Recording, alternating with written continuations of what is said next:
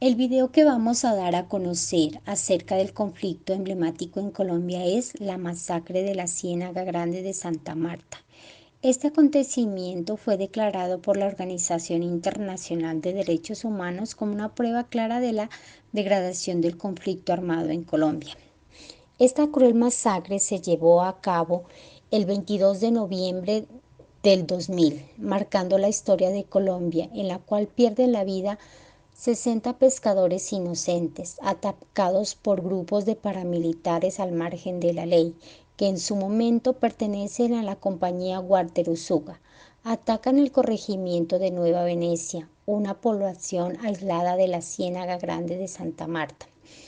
Esta cruel masacre aún permanece en la memoria de muchos habitantes del Caribe, por la forma tan inhumana como fueron asesinados. Aparte del sufrimiento por la pérdida de sus seres queridos, este acontecimiento trae el desplazamiento de por lo menos 3.000 familias de las víctimas. Por esta razón, podemos decir que es una prueba clara de la degradación del conflicto, no solo porque afecta a la población civil, sino porque está afectando a la población más pobre y vulnerable en Colombia.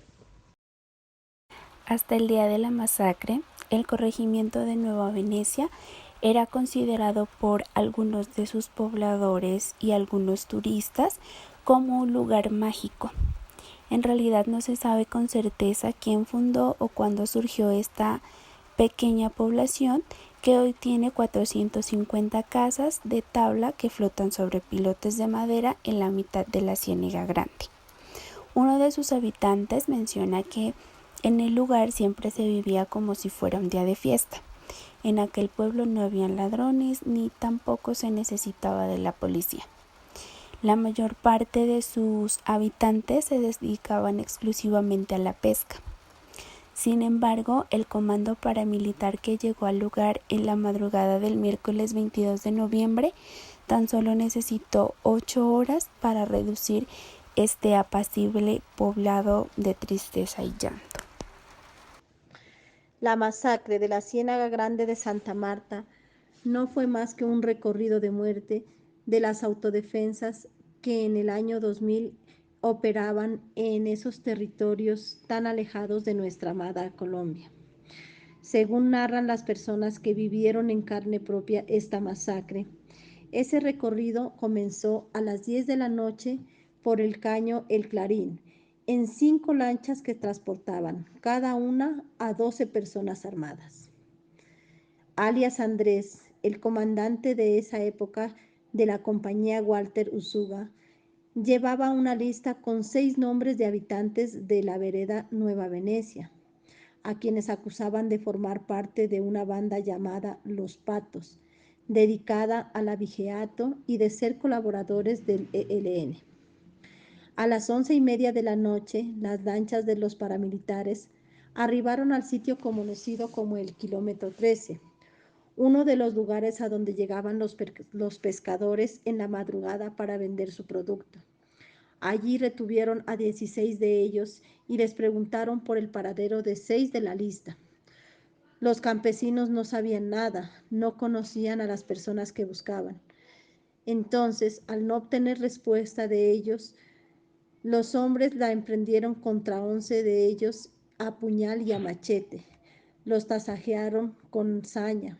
A otros 5 se los llevaron como rehenes para que los guiaran en el recorrido por los caños y manglares de la Ciénaga Grande. Hacia las 2 de la mañana, cuando las 5 lanchas iban a Nueva Venecia, interceptaron una canoa con 12 pescadores que se dirigían hacia Barranquilla para vender el producto de una noche de trabajo. Después de tirarles el pescado al mar, los paramilitares los obligaron a devolverse hacia Nueva Venecia, a donde llegaron una hora después. Allí, el comandante de esas autodefensas se dividió en 3 grupos. El primero se quedó con los 12 pescadores al frente de la iglesia y después de interrogarlos para que les revelaran el paradero de las 6 personas que buscaban, al no obtener respuesta los fusilaron. El segundo grupo comenzó a disparar indiscriminadamente contra las casas para luego asaltarlas. y el tercer grupo entró en las tiendas y en otras viviendas del lugar, donde saquearon víveres, electrodomésticos y motores de lanchas de los pescadores. A las 5:30 de la mañana, los 60 paramilitares, entre ellos 3 feroces mujeres, salieron de Venecia.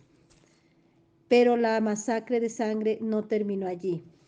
Cerca de Buenavista, otro pueblo flotante, se cruzaron con 3 pequeñas canoas en las que 8 pescadores se disponían a comenzar su jornada.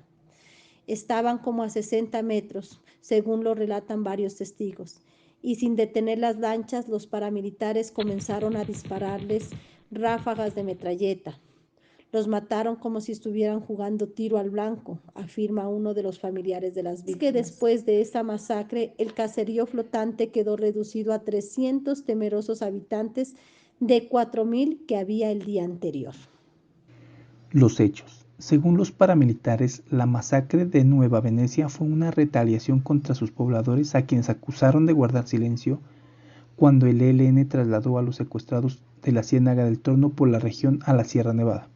Con el mismo argumento, las fuerzas paramilitares han llevado a cabo 2 masacres ese mismo año. En Trojas de Aracatá fueron asesinados 8 pescadores, y en la comunidad del Polvorín, en el municipio de Ciénaga, donde asesinaron otras 11 personas. Los paramilitares quieren vender su idea de perseguir solo a los guerrilleros, pero sus tácticas van más allá.